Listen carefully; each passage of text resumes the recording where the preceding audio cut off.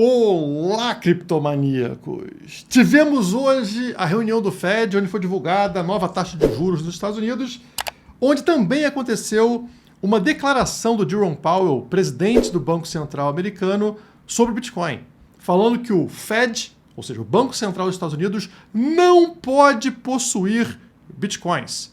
E isso parece ter ajudado na queda que estamos vendo hoje no Bitcoin.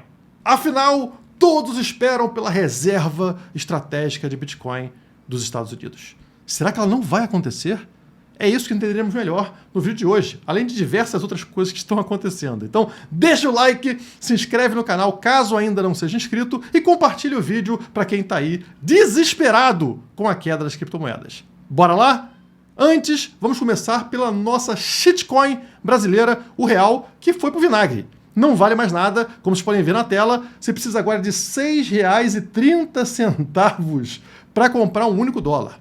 Alta histórica, all-time high para o dólar, né? No Brasil, 6,30, pessoal. Olha esse gráfico maluco do mês, né? Saímos lá, sub 6, 575 e já estamos aqui em 6,30 no dia de hoje. Realmente está desvalorizando com uma velocidade inacreditável. E quem está desvalorizando aqui não é um númerozinho na tela, é o seu patrimônio, que provavelmente está grande parte, se não todo, em real. Ações do Brasil, imóveis do Brasil, moeda, né, real na conta do banco, tudo que você possui, ou quase tudo que você possui, está lá guardado na shitcoin brasileira, que está perdendo valor assim numa velocidade inacreditável. Então você precisa se proteger. Nós estamos passando agora por um momento, uma janela, que é ali o limite para você proteger o seu patrimônio. Sair dessa porcaria e migrar para o Bitcoin. Aquela história de que o Bitcoin é muito volátil e por isso arriscado, não faz sentido nenhum. O Bitcoin é volátil, o real também é volátil. A diferença é que o real é volátil para baixo. No médio e longo prazo, ele sempre cai, ele sempre perde valor contra o dólar. Já o Bitcoin, ele é volátil, mas com uma tendência sempre para cima no médio e longo prazo. Pegue o gráfico aí e analise. Real contra dólar, Bitcoin contra dólar, e você vai entender o que eu estou falando. Não precisa ser nenhum gênio para perceber que ficar no real, ter a maior parte do seu patrimônio no real, é uma estupidez. O problema é que, atualmente, nesse último ano, essa desvalorização, essa volatilidade do real para baixo está muito mais acelerada do que o padrão. Então, você não tem muito tempo para proteger o patrimônio que você possui. E eu espero que você não se torne dependente do Estado, dependente do governo brasileiro, porque essa é a grande intenção. Seremos todos iguais. Todos pobres e dependentes do governo, precisando votar no parasita para continuar sendo sustentado por Bolsa Família. Você não quer isso para sua vida. Se você não sabe como fazer essa migração do dinheiro tradicional para as criptomoedas, conte com a gente. Tem um link aqui embaixo na Ação Criptomaníacos, onde eu vou te explicar tudo, como fazer isso passo a passo. Também vai ter aqui embaixo um WhatsApp de graça, tá? Para você conversar com a minha equipe, é um grupo de WhatsApp enorme lá, onde você pode tirar todas as dúvidas sobre o Nação Criptomaníacos. Combinado? Agora, o governo brasileiro tem um grande plano para evitar essa contínua desvalorização do real. Sabe qual é? Dar férias para o Haddad. Haddad vai tirar férias entre o dia 2 e o dia 21 de janeiro. E provavelmente, sem o Haddad no comando, é possível que o real pare de perder valor. Olha que estratégia fantástica, é capaz de funcionar. Até voltei de férias preocupado com isso, né? Porque vai que a gente começa a ver agora o real valorizando com o Haddad de férias, então fiquei preocupado, voltei para casa. Mas deixa o Brasil para lá, que ele é insignificante no cenário global, e vamos falar sobre o que importa, sobre os Estados Unidos. Porque hoje o Fed, o Banco Central americano, se reuniu para falar sobre a taxa de juros. E mais uma vez tivemos um corte na taxa de juros. Fed corta juros em 0,25 nos Estados Unidos. Mas, Guilherme, isso não seria positivo para o Bitcoin? Positivo para os mercados de risco? Por que as ações desabaram? Por que o Bitcoin está desabando? Bom, isso tem relação com o discurso do Jerome Powell. Ele quis acabar com a festinha de fim de ano que estávamos vivendo.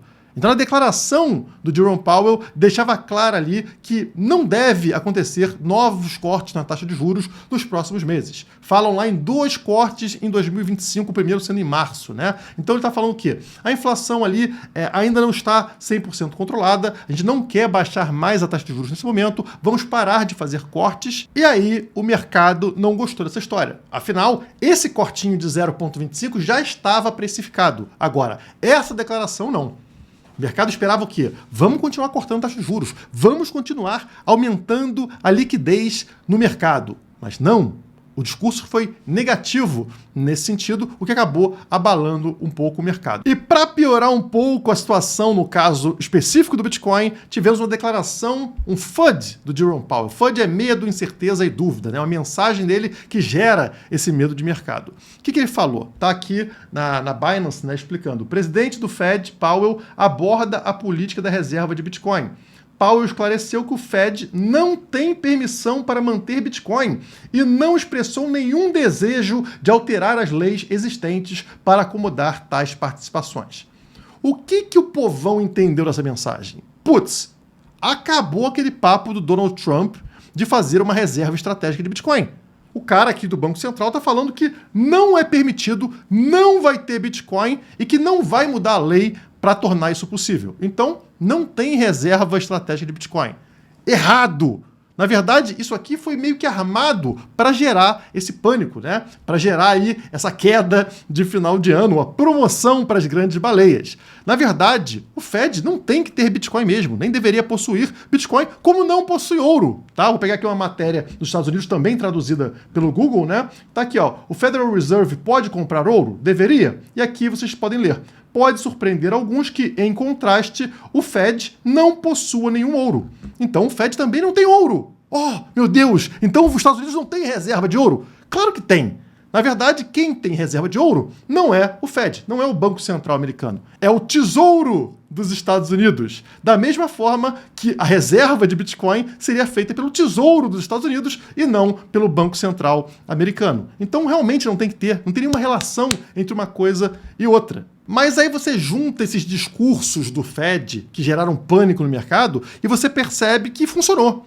Afinal, o dólar, né, se pegar aqui o índice do dólar, o DXY, olha só a valorização do índice dólar no dia. Uma disparada absurda aqui no DXY, né, mostrando que as pessoas estão correndo para o que é mais seguro no momento, que é considerado o dólar. O dólar ganhando valor gerou tanto desvalorização de moedas de países emergentes como o Brasil, estão vendo aí 6,30 para comprar um dólar, e também a desvalorização do Bitcoin.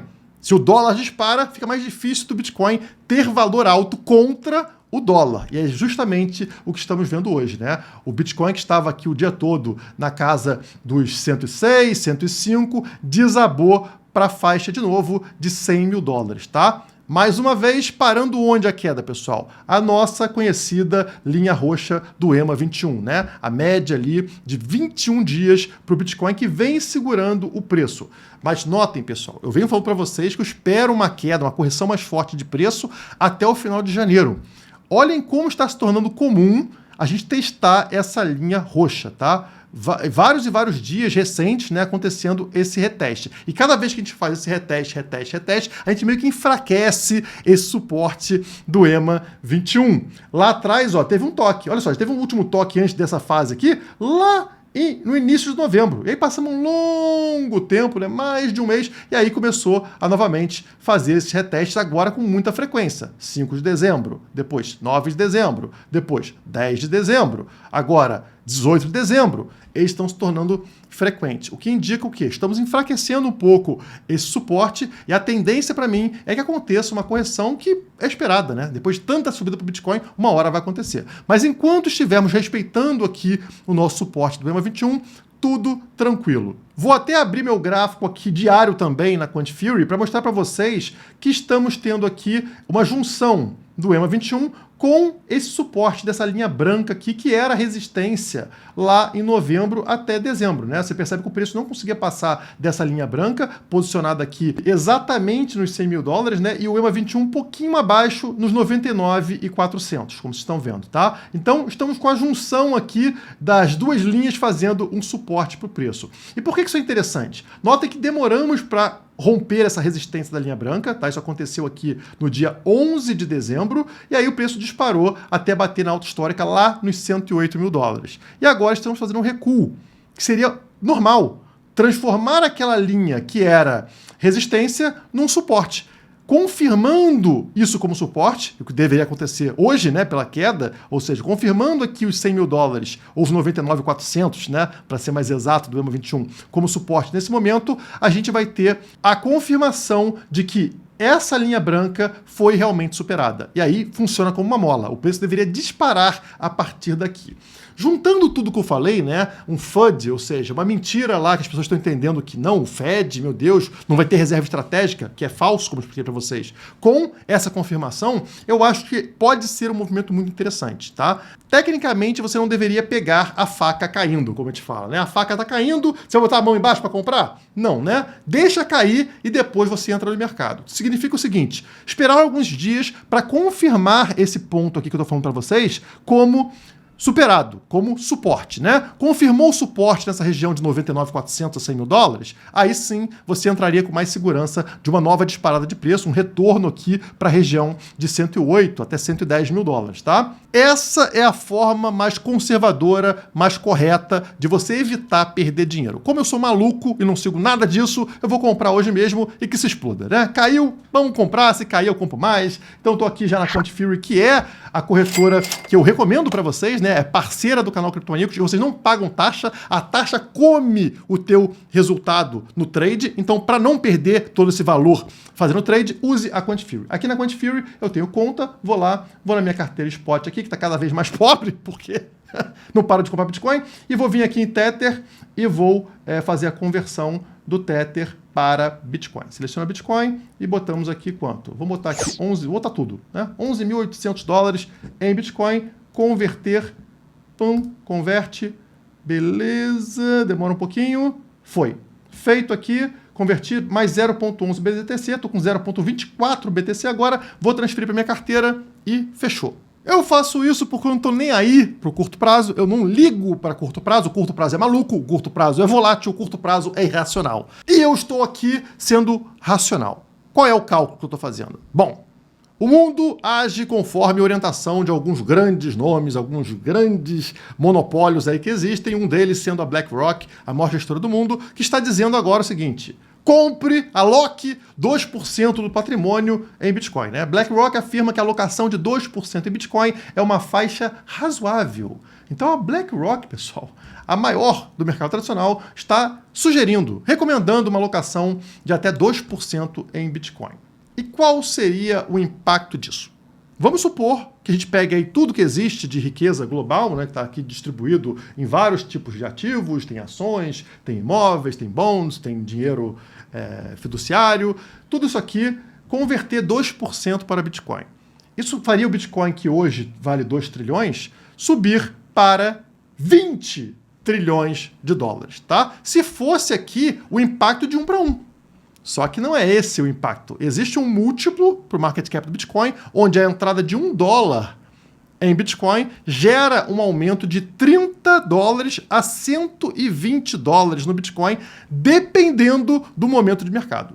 30 vezes a 120 vezes para cada dólar alocado. Então, se entrassem aqui na nossa brincadeira, né, 18 trilhões no Bitcoin, o impacto não seria 18 trilhões. O impacto seria...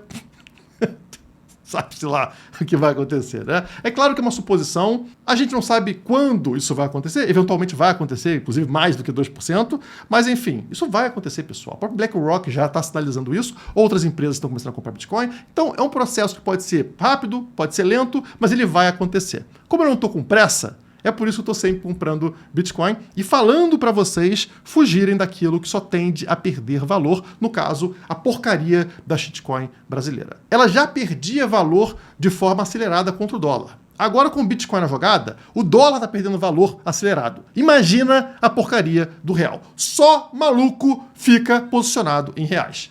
Ah, Guilherme, mas por que não o ouro? Esse ativo milenar que sempre serviu para a gente manter o valor das coisas, né? Manter o nosso poder de compra. Bom, tem um gráfico na tela para vocês comparando aqui o ETF do ouro com o ETF do Bitcoin.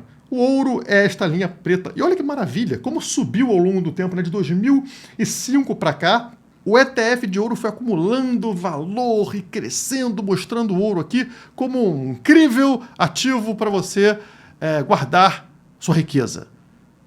Só que temos aqui nesse gráfico uma linha laranja maluca que está valendo acumulou muito mais do que o ETF do ouro. Essa linha maluca é o Bitcoin. É o ETF de Bitcoin.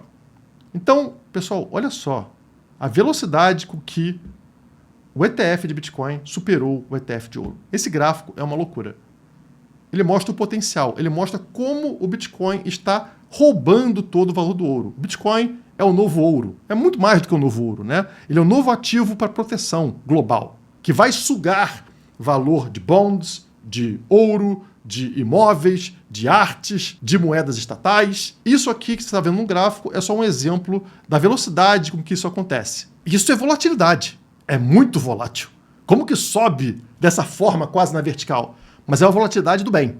Uma volatilidade que te protege, que te ajuda, ao contrário da volatilidade do real. Só lembrando para você que a inflação é o imposto mais covarde. É o imposto invisível. Você perde poder de compra sem nem perceber. Não está na etiqueta de preço falando quanto de imposto tem. Não está no imposto de renda no final de ano que você paga. É por isso que eu estou usando aqui a camisa Imposto é Roubo e eu espero que você se proteja com a única forma que existe de proteção. Bitcoin. Se esse vídeo te ajudou, deixa o like aí embaixo. Por hoje é só. Muito obrigado e até a próxima.